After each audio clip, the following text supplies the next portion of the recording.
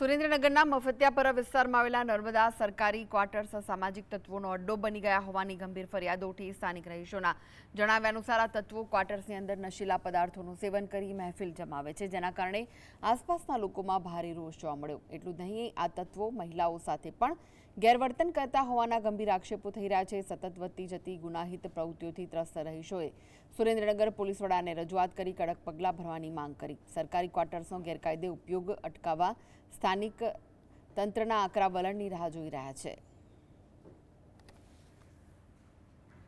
નર્મદા કોલોનીમાં અમારે રાતના 11:30-12 થાય પછી લુખ્ખા તત્વો ભેગા થાય।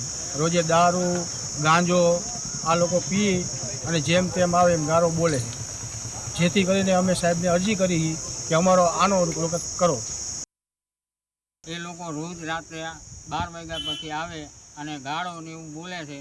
ઘરમાં બધા બેન દીકરી બધાય બહુ છે બધા છે, પણ એ લોકો કોઈનું કંઈ માનતા નથી। આખી ગલીના બધાય બહાર નીકળે અને અમે કંઈ પણ વસ્તુ કરીએ તો એ લોકો અમારી ઉપર ખોટા આરોપ નાખીને એ અમારા નામ લખાઈને પોલીસમાં અરજી આપી।